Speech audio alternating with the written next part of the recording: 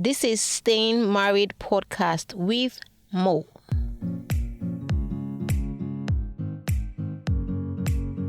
I hope that you were able to take out very important lessons from the first part of this discourse.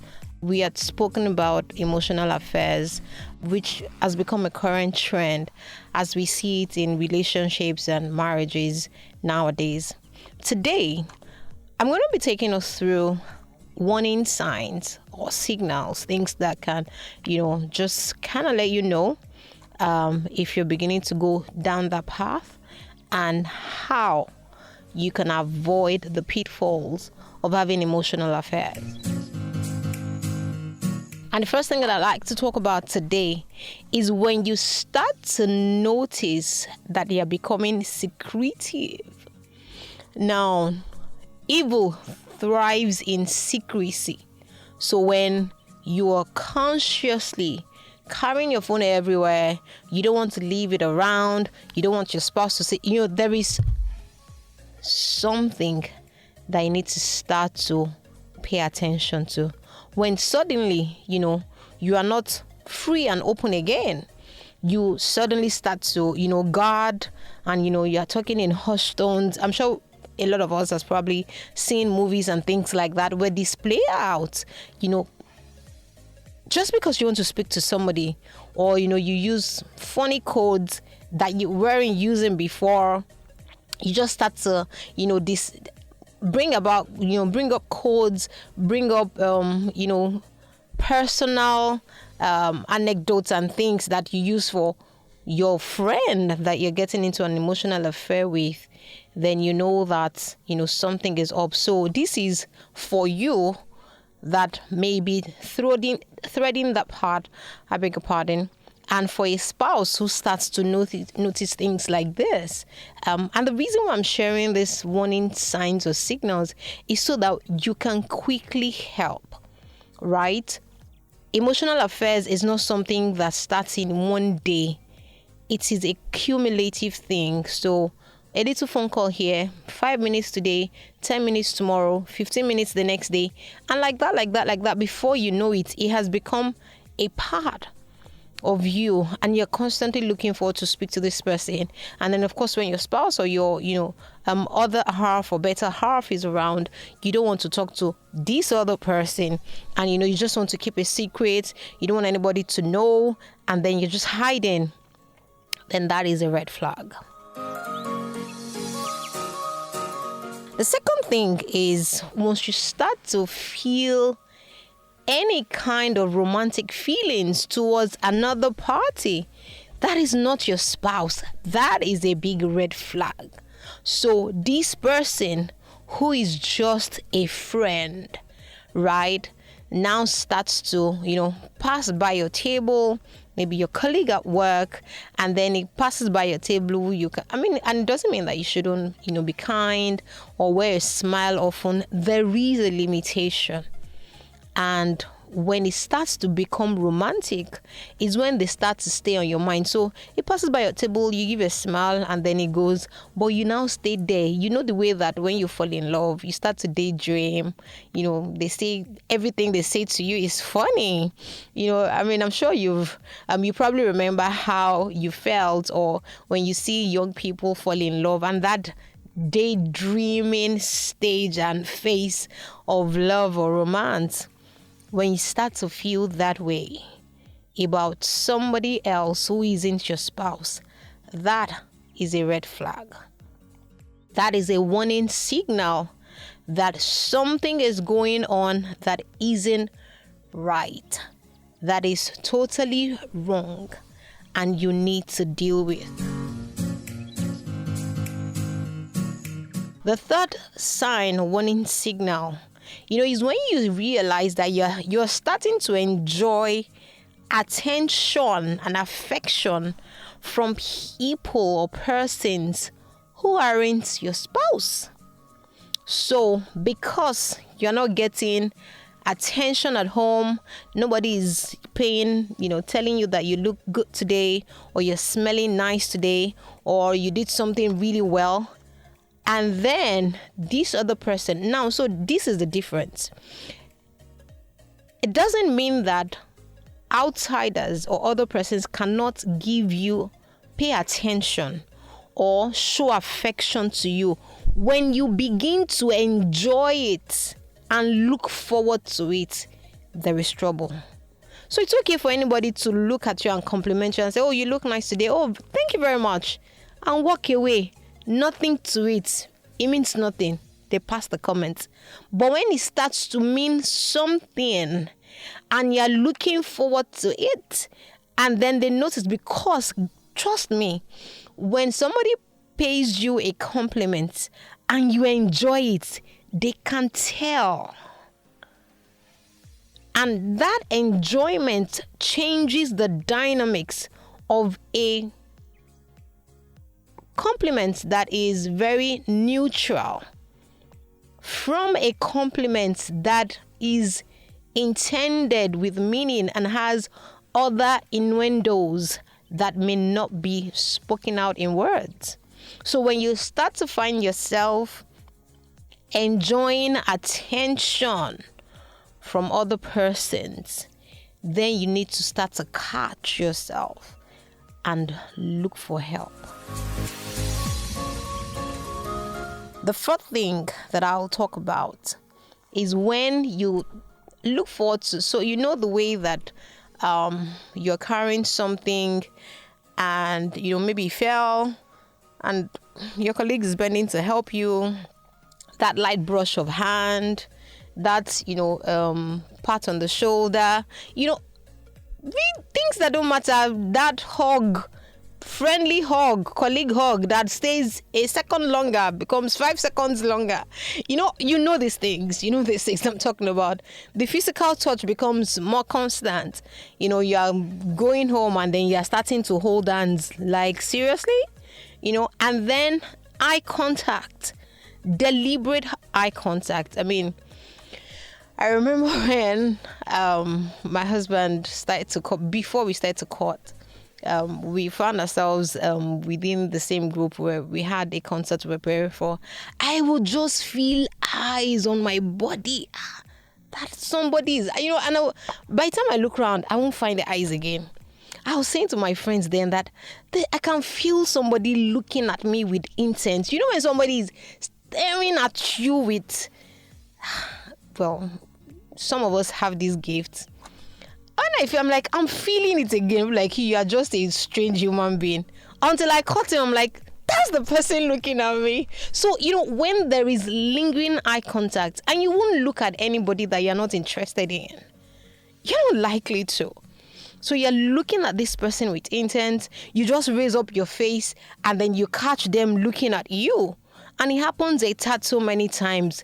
Stop it. Set boundaries. When you catch somebody looking at you like that and you enjoy it and encourage it, there's trouble. Do you see? There is trouble. The last thing I'll share, that can give you a sense, and let you know if you're treading the path of emotional affair, is constantly finding fault with your spouse. Hey, this one. So there is nothing that they would do that is right. They carry this one, they can't carry well. They say this one, they didn't say it well. It shows up here, it didn't do well. You are just finding fault. In fact, the things that they used to do well before now looks to you like, come on, what are you doing? They will just start to irritate you. They will start to look like, I don't know, what am I doing with this guy? Once you start to feel like that, there is trouble. I hope that, as you were listening to me, you're starting to ask yourself, which of these have I noticed in myself? And this list is not exhaustive. Just start to check it. Have you noticed in yourself or in your spouse? If you have noticed in your spouse, it's not to go and accuse them or confront them. Is to find a way to help, because these things can be really helped. If you're listening to first episode, we had mentioned that many times lack of communication, lack of attention, affection. So if you're a spouse that has noticed this in your partner, you want to ask, is there any way that I've encouraged or I've, made my spouse feel, emotionally blank or emotionally bereft when they just are unable to connect with you?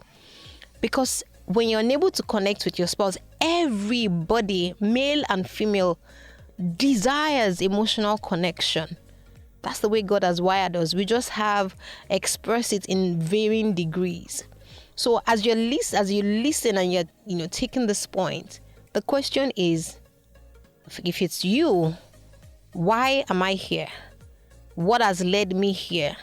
And if you have noticed in your spouse, is there any way that I've, also contributed in getting my spouse to get here, so that we are jointly working on this? I mean, I said all the time, a beautiful marriage is great work from both parties. That everybody knowing that I've got something to do. We are constantly watering our garden. It doesn't just grow. Have you ever seen any garden that grows just beautiful without it being tended? No, even the Garden of Eden, God needed to put Adam in there to tend it and keep it beautiful. Do you see? So for any beautiful thing, it has to be nurtured. It has to be nurtured. So quickly, I'll share 5 ways that can help you, or in which you can use in dealing with emotional affairs. So if you find, considering the signs that I shared earlier, that, yes, I think that this might be me. I'm in this thing. Maybe this is what has, made me do this. 5 things that you can do to help you deal with it in no particular order, right?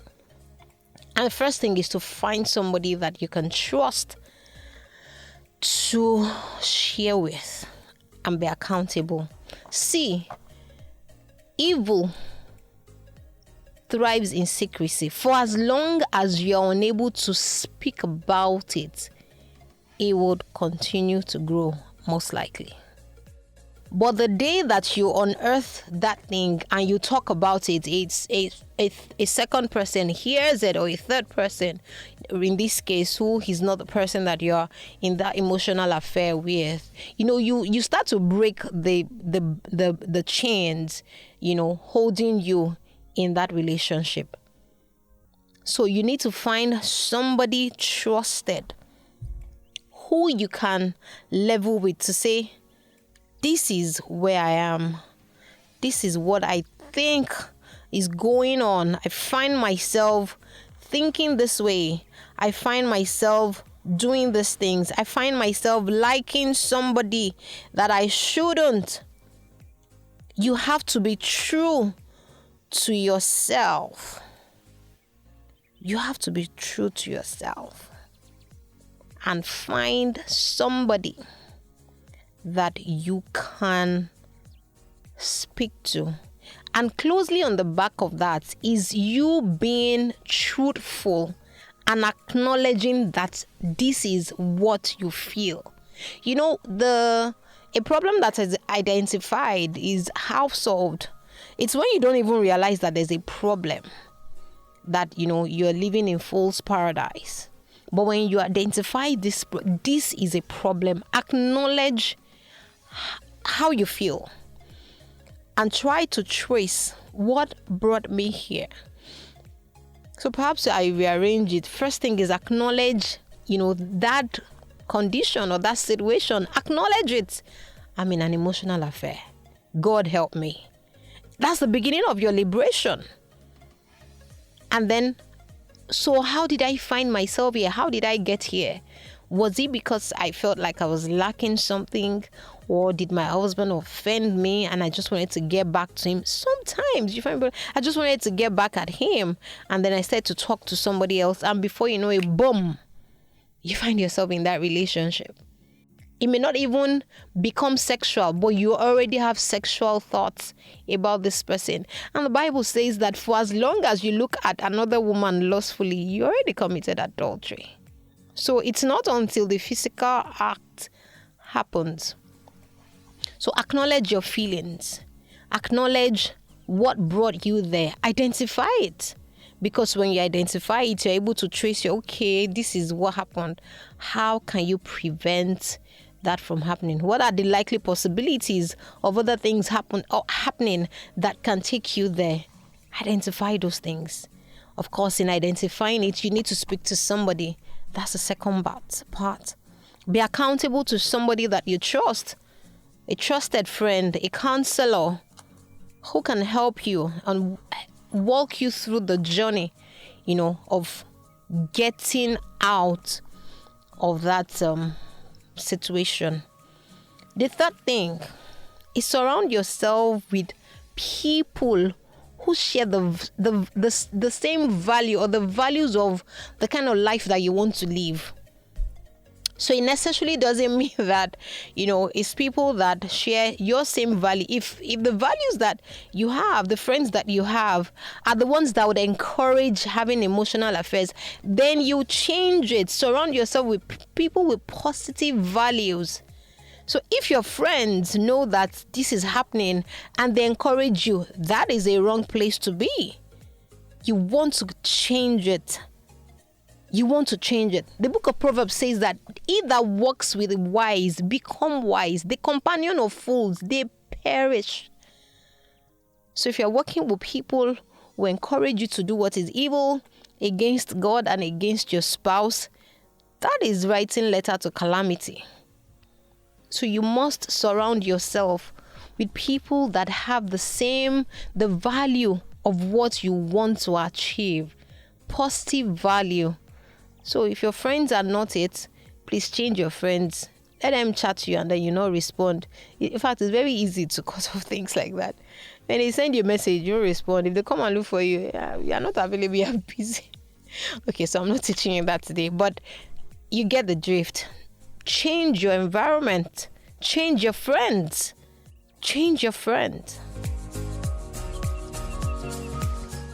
And third thing, right? Flee every appearance of evil. So if you have identified the person, please call Mr., Mrs. I realize that we're in an emotional affair and this cannot continue. I will not pick your calls. I will not respond to you. You have to flee. The Bible says submit to the Lord. Flee the devil. There's some things that you don't stay and start to fight temptation. You run. So classic example is Joseph. If you're a student of the Bible, Potiphar's wife kept pulling him. Come, I'm interested. Come. The guy ran.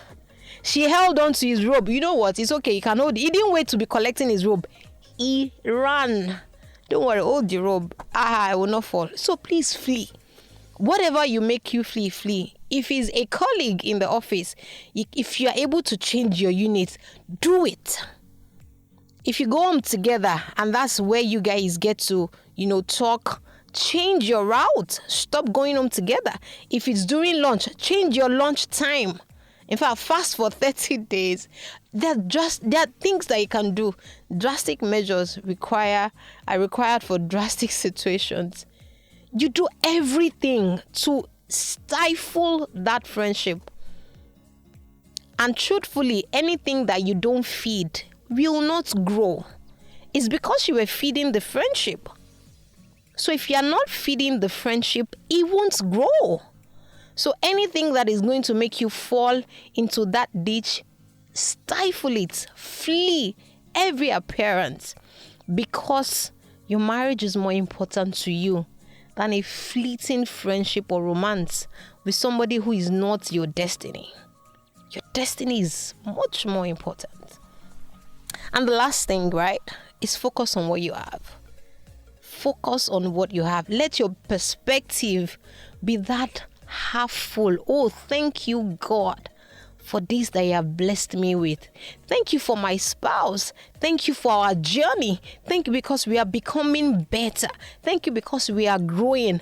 Acknowledge that which you have received and be thankful for it. It says that with thanksgiving, bring your supplication. Lord, I'm thankful for my spouse. I'm thankful for where we are. You know what I'm trusting you for. I know you would fix it, but fix me first. And guess what? Let me add this. Many times, we are the ones that need to change. Because you cannot have a log in your eye. I want to remove the speck in somebody's eye. If you fix the way that you see your spouse, you would see transformation. Everybody wants to be accepted. Everybody wants to be loved. Love them for who they are. Love them for their faults. Love them for their mistakes. Love them for their weaknesses. You're in the marriage already anyways. Make the best of it. So focus on what you have and be thankful for it. Thanksgiving is such a critical weapon that we so many times underutilize. When you come from a place of thanksgiving, gosh, it is so powerful. It is so powerful. I hope that this has helped you. I hope that it has blessed you. And I know that as you begin to apply these things, you would start to enjoy your marriage. You start to see the fruit, because truly, marriage can be heaven on earth. It's God's desire. It is master plan that we replicate the affection that He has to us within the marriage confines.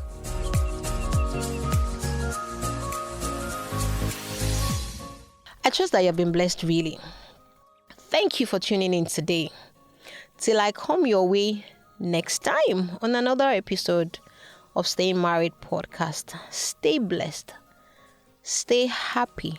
Stay thankful for all that you have. And flee every appearance of evil. Your marriage can be great if you put in the work. Yours truly, it's Mo. See you next time.